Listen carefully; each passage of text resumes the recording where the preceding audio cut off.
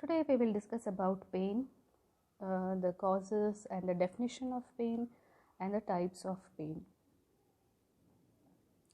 The pathway of the pain will be discussed in another class. Pain is the most common symptom which gets the patient to the hospital, isn't it? The patient becomes serious about his illness only when he develops pain. And it is when the physician examines the patient, refers him, diagnoses the problem, treats the patient. The causes of pain may be because of wide variety of reasons. There may be acute injury, myocardial ischemia, some degenerative changes, or pain could be due to malignancy. The International Association of Study of Pain has put forward the definition of pain. So what is the definition of pain? Pain is an unpleasant sensory and emotional experience associated with actual or potential tissue damage or described in terms of such damage. So definitely this pain is unpleasant. It is unpleasant sensory and emotional experience. There is sensory component also, there is an emotional component to the pain, and it is associated with actual damage to tissue or potential or the impending damage to the tissues, or it can be described in terms of such damage.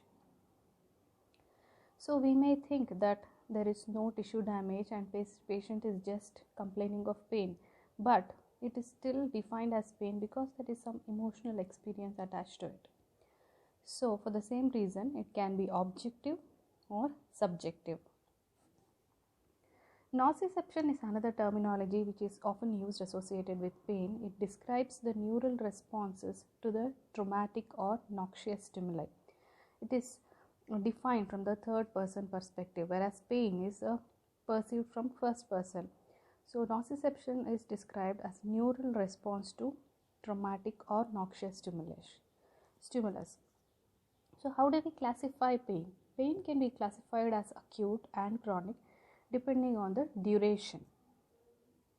So acute pain is caused by noxious stimulation due to injury, a disease process, or abnormal function of muscle or viscera. So it is caused by noxious stimulation due to some injury. Some injury initiates the pain, or there is a disease process which is causing this acute pain, or there is abnormal function of muscle or viscera. So it is usually nociceptive. Examples for acute pain is post-traumatic. When there is an injury, it causes pain. Post-operative, after surgery. Then obstetric, the labor is associated with pain. Then myocardial ischemia, where there is injury to the myocardium. Usually acute pain is self-limiting and it resolves with treatment in a few days. But this acute pain can become chronic in few situations. When there is abnormal healing or there is inadequate treatment of acute pain, it becomes chronic. Next we will look at subtypes of acute pain. Acute pain may be somatic or visceral. Somatic can be further classified as superficial or deep. Superficial pain is occurs when there is nociceptive input from the skin, subcutaneous tissue, or mucous membrane. So any insight of injury to skin, subcutaneous tissue, or mucous membrane causes superficial pain.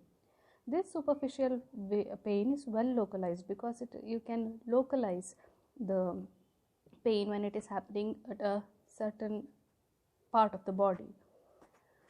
It is sharp pricking type or throbbing type or burning type. The other type of acute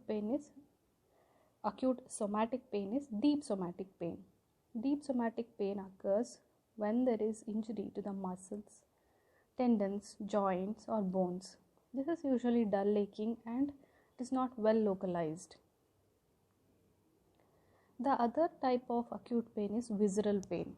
Visceral pain occurs due to the disease process or abnormal function involving internal organ or its covering. As the name suggests, it is because of the problem involving the internal organs or its covering. The covering of the internal organ is either parietal or visceral membranes. So visceral pain is further classified as true localized visceral pain, localized parietal pain, referred visceral pain, and referred parietal pain. This localized visceral pain is dull, diffuse, and it is associated with sympathetic and parasympathetic activity. That means when there is visceral pain, the patient also might experience nausea, vomiting,